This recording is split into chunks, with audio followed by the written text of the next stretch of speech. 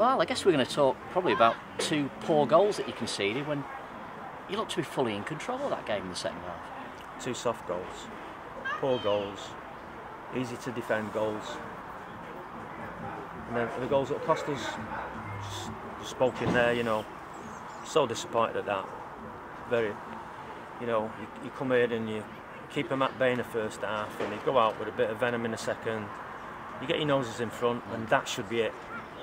But no, we've got to, you know, we're carrying a few soft, either naive or soft or mentally not tough enough, whichever, you know, there's lots of sayings you want to put on it, but I don't know which one of it is, but whatever it is, it still ends up as not good enough. There was an element of good fortune about their equaliser, their first goal. It took a deflection obviously en route to the back of the net, but should you have cleared your lines better before then? Yeah, I think the first element of good fortune for them was the fact that we didn't defend it anywhere near enough. And for 10 minutes or so after that, we had the wobbles. And I don't expect that of my teams because, you know, it's all built around character and grit and fight. And I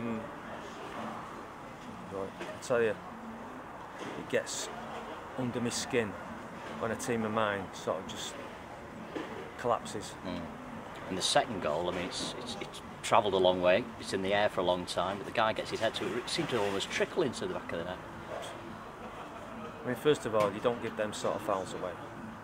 We give a foul away when there's a player there nearly travelling out of the ground with his back to the goal. He gets a shove and, you know, you give a free kick away in a dangerous area. But we did it too many times. You can only do that so many times before law of averages says that one of them's they're going to get a touch on, it's going to cause a problem. No crosses, no fouls. That was I know the height and the presence that they have. Every one of the subs got bigger as they got on.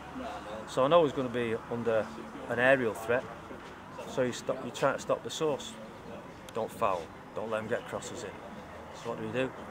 We fouled and let them get crosses in. Back to the Swahili talk that nobody understands. At the other end of the pitch, a full debut today for Mark Battersby alongside Rhys Oates. Is that a fledgling partnership that you can see flourishing over the next couple of games? Well, you know, to be fair, when 2 lads are put together for basically the first time start, I have to be patient and I can't be, you know, overcritical or overjoyful about anything. I've just got to think they're the 2 that, you know, that did really well on the game before, so I'll give them the chance to start. They both offer threats in, you know, in different areas of the game, but I have to take into consideration that it's a new partnership.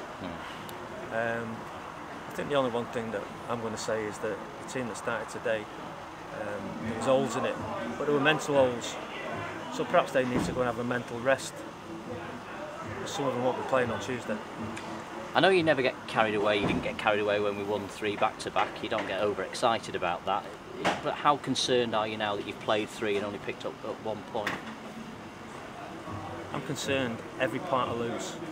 And when I come in and get my nose in front and then let 2 soft goals in, that is a big concern. I've been more concerned about not those 3 results. I've been more concerned about today's result and how I lost it and what the reasons were for it. And how I can get that message home. And I think the only message to get home is say, go and get some splinters on your bum, sit in the dugout with me. I mean, I'm thinking about the players you might bring in. Jordan Fagbola back from his ban. You've got Christian Dennis, who I guess you might just throw him straight back in, and possibly a new signing as well. I think you should guess it doing my pool scooping. He's pretty accurate on some of them. Jordan Fagbola's available for the next game. Are you asking me straight? Yeah, I think he'll play. Christian Dennis scores goals, doesn't he? He might play. And the new man? If it's completed, of course. The new man. Let's get the new man on his forms tomorrow. I'm travelling over to meet him tomorrow evening. I think he'll sign, and when he does sign, he will be a significant improvement in the squad. Not just a squad player, someone you bring it in to make the numbers up.